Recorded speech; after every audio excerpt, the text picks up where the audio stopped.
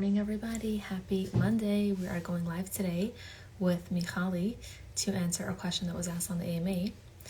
We're going to wait for some of you to show up, and of course, for Michali.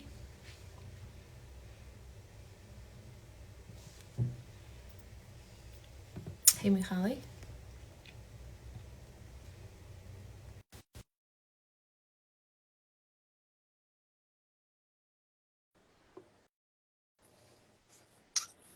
Hello, everybody. Thank you for joining. Just waiting for Michali's face to pop up here. Hey, Michali. What's up?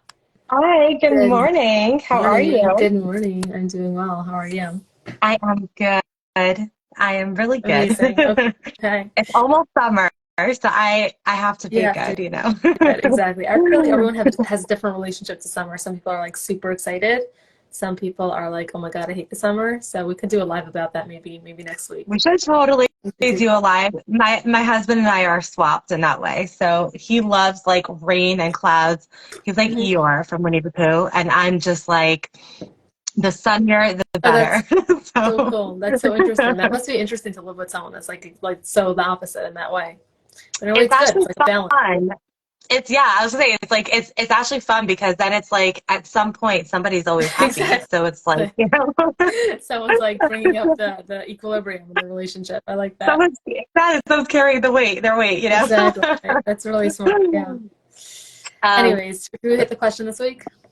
yes. So the question is, I'm just Mhm. reading it. It's how to get back into the dating world confidently after getting disengaged. I'm assuming that means like breaking off an engagement. Yes, I Okay. assume the same. So we're gonna go with that because I would imagine I was thinking the same thing. I was like, is this a fancy way of saying a broken engagement? I've heard of it before, but I feel like saying broken engagement is just more like typical commonplace way of saying it. Right. I've never heard that term being used to go from being engaged to not being engaged, but we're going to make that assumption. Exactly. Advice and tips really appreciated. Hugs. Um, so I think there's like a few pieces here that I feel like I'm a little bit in the dark with. I think that whenever we go from engaged to not engaged, there's like a grieving process, regardless of how long the person's dated for. And I would want to know where they are in that because sometimes we may want to jump straight back into dating to kind of distract ourselves or to take our minds off of our pain. And that would not be the recommended time to do that. Mhm. Um, I think it's really, really important that we allow ourselves to go through the grieving process and really process like what happened, what went down. If I had a part in it, what was it? If the other person had a part in it, what was it? What have I learned from this experience that I can take with me that actually empowers me to be the best version of myself and to be very clear on what I'm looking for my ultimate life partner. Um, those are some of the questions that's important to process, in addition to just like feeling really sad or angry and the fact that like you had all these hopes and dreams and you were super happy and then that came crashing down. Mhm. So just like really going through that, I think is a necessity before we start going back into the dating. Mhm. Um, I like then that you touched upon like the grieving process. You brought to mind to me that like it's an identity change, yeah, and I think that people don't realize that. Like they think that like single to married is the change, and even then people don't realize that it's like an identity shift. But I think being very seriously with somebody slash engaged is an identity change.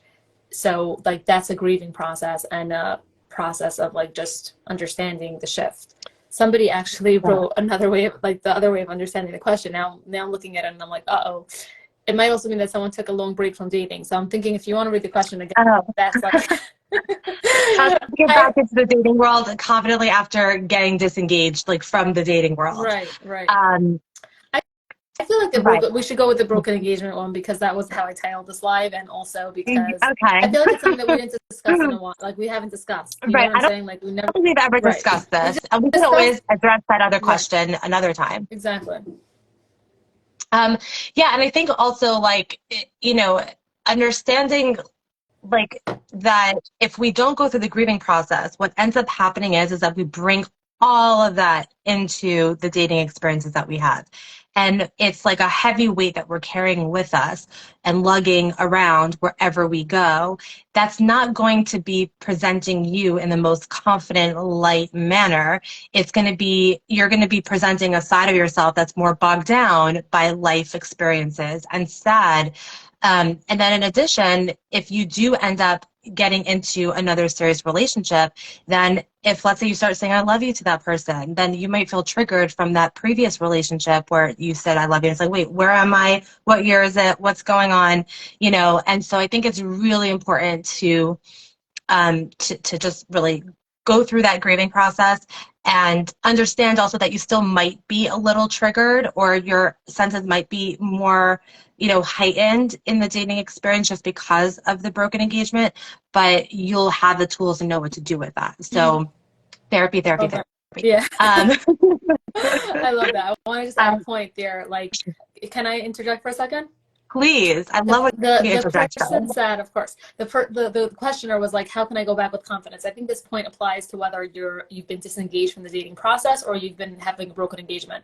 I think the word confidence is very interesting, and I love Mel Robbins' definition of confidence, which is the willingness to try. I feel like that's come up here before. And I think that that's like such an important definition for confidence, because 99% of the time it's really apropos for the situation that we're looking to have confidence in. It's not about reaching a certain level of some status in your mind or externally that gives you the confidence to do certain things, especially with dating, whether you've had a broken engagement or not. I think it's about the willingness to try. So even if you're somebody, the questioner, or somebody else that's not been dating for a really long time, getting the confidence doesn't happen outside of dating. It happens by being willing to try to take that step. Now for you, that might just be meeting a matchmaker. It might be whatever it is, but it's taking those steps that builds the confidence.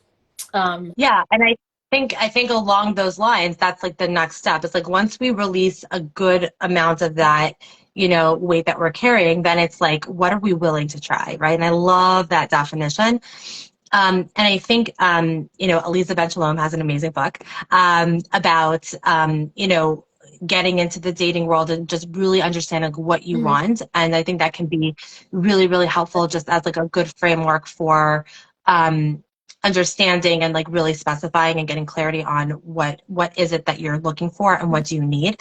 But I think, you know, it starts with like just looking at every single part of yourself, right? Like, do I feel good about myself physically? And even if I don't, like, are there things that I can do to make myself feel good, right? So maybe it's a perfume or cologne. Maybe it's, you know, a certain color. Like, you know, people are really into like their color palettes and color wheels and looking into like, wait, what is, you know, what do I like the most? You know, it's not about how can I attract.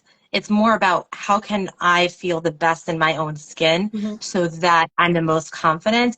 And then that confidence is ultimately what attracts. You know, what can I put in my body that feels like really good and you know, and I feel like I'm ready to take on the world. You know, what energizes me. Same thing with emotional health, right? It's like, what are things that I can do in my life so that I'm not making choices when it comes to life partners out of loneliness or desperation, and I'm making a choice it's because it's empowered and I just have an amazing life that I want someone to be a part of. Yeah. Right. I feel like we've spoken about this. We've talked about this. Like my motto has always been like create a life that you love. And whoever is lucky enough to join, they have to demonstrate that they fit into that and be worthy of that, and vice versa, right? Like it's also about what we bring to the table. Where we are, like we attract who we are and where we are. So if you hate, like this is exactly what I said on the Netflix show, not to like bring it in here unnecessarily, but like when you love yourself to a certain level, right, you're going to attract somebody that also loves yourself, meaning if you love yourself, you're going to attract somebody that has similar likes and loves. So they're going to love you because you're attracting. If you hate yourself, you're attracting somebody that would hate you. The things that you hate about yourself, you're going to attract somebody that's going to hate that about you. So like, it's so important to come back to that place. And that doesn't mean you have to be obsessed with yourself and love every single part of yourself. Right. Exactly. Or even like every single part of yourself. It's having that awareness of like, These are Yeah. the things I love about myself. These are the things I admire about myself. These are the things I respect about myself. These are the things I don't love about myself that I'm either working on accepting or working on changing. But You can not like parts of yourself, but the way that you don't like them exactly. matters. Like, instead of shaming those parts or labeling them as bad, to just be like, I'm not there yet. To look at those parts with a lot of grace and love. You can do that with parts that you're just like, yeah, I've got it, versus like parts of yourself that are like, I'm not quite there. I think in addition to how our relationships with ourselves, I think it's also about like outside of us, like creating a life that we really love, because then our aura, the way that we're showing up to dating experiences completely transforms. It's like, I like my life and I'm choosing to spend 2 hours of my beautiful life with you. And it just completely shifts the entire dating experience. Yeah. And I think really kind of to that point, also like understanding what you bring to the table, both the positive and the negative can also be really helpful. Again, not in like a shaming way to understand the negative things you bring to the table, but just like to really own it. When we own ourselves, that's how we feel and portray ourselves as like confident human beings, right? Yes. I think taking those steps of like meeting a matchmaker or going to events, or putting yourself out there by talking to people and saying, hey, you're kind of my type, do you have any people for me, or whatever it is, right? However you define putting yourself out there. I think that that the way that you even go about those conversations stems from how you look at yourself and your current life. So I would say, instead of waiting for Mr. Right or Mrs. Right, right, there are so many things that we can do right now to network, but also to like really set ourselves up so that like we're really enjoying the lives that we have. And Yes. the Mr. Right or Mrs. Right is just a bonus, an amazing bonus. Correct. That Yeah. we could pursue and take the right steps, not just like be like, I Yeah. love my life and I'm sitting up and not doing anything about it because he's going to show up at my front door. I mean, we Exactly. wish, but Exactly. That would be amazing. Amazing. I wish it was like that. exactly. I would just Yeah. want to say one more thing. Like, I think that what holds people back a lot of times is like trauma from relationships, right? So whether it's maybe this person took a break from dating or had a broken Yeah. engagement, I'm assuming that there is trauma associated with that, right? A really bad experience with dating or a really bad experience in a serious relationship. And I think that where people get stuck is thinking that they need to be completely healed from that trauma before they get into any dating or any other relationship. And I definitely think it's a very fine line to walk between getting healed enough to be able to put yourself out there while recognizing that the majority of your healing, because the hurt happened in a relationship, the healing has to come through a relationship. You cannot Completely agree with heal you. this traumatic relationships history by just talking about it in therapy, by talking about it with your friends, by reading books about it, by listening to stuff about it. Like, it has to be truly healed in a relationship, and that's only going to happen by putting yourself out there and potentially getting hurt again, but this time having the support team and recognizing the patterns, hopefully sooner, et cetera, et cetera. I So I just want to put that out there. completely agree with you. That idea of like we fully feel healed. I mean, we're never 100% healed, but like we can experience the most healing when we're in a healthy relationship. And I think that the way that we know the difference of being healed enough to date versus not is really understanding what belongs to us and what we put on other people. If we're blaming everybody in the world for our triggers, then that's oftentimes a sign of we need to learn skills to deal with our triggers. If we're like, no, I own my triggers, I own my experience, it really was hell on earth, and I've processed it. I'm very clear on the narrative, the story, the beginning, middle, and end of what happened. I have my takeaways. I know I ground myself. That's a great place to start to date. The last thing I want to say when it comes to trauma is like we never fully heal from trauma. I think a lot of times we hear like about all these like really cool therapeutic modalities where it's like, okay, I'm cured. And really, we're always going to have scars, whether we've experienced big T or little t trauma. Most of us will have had traumatic experiences in our lives. That's just the nature of life. But I think what makes a person the most healed they can be, where the wounds do fade to scars, is when they know how to deal with triggers, when they know how to care for themselves and nurture themselves when they're feeling triggered. If we have those skills, we can confidently go into the dating world, knowing like, okay, I've got myself. I keep saying that, but it's true.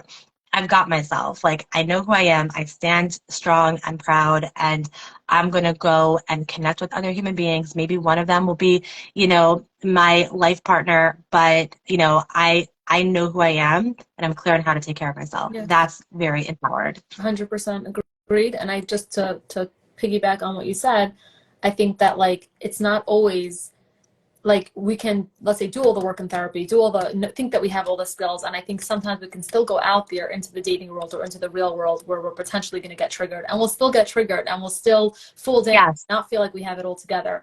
But there's no way to avoid that happening without trying. So like it's not like this green light, because I get so many of these questions. I think that this is where it's coming from, of like, how do I know when I'm fully healed to do this? And how do I know when I'm fully healed to do that? Like, you will never know. There's no certainty until you actually try. And the only way to actually heal is to go through the experience. You keep trying, like you dip your toe into the water. Yeah. If it's way too hot, then you're like, okay, I'm not ready. It has to cool off more. I have to do some more work. Go back in. Oh, it's a little bit warmer. I could go in a little bit more.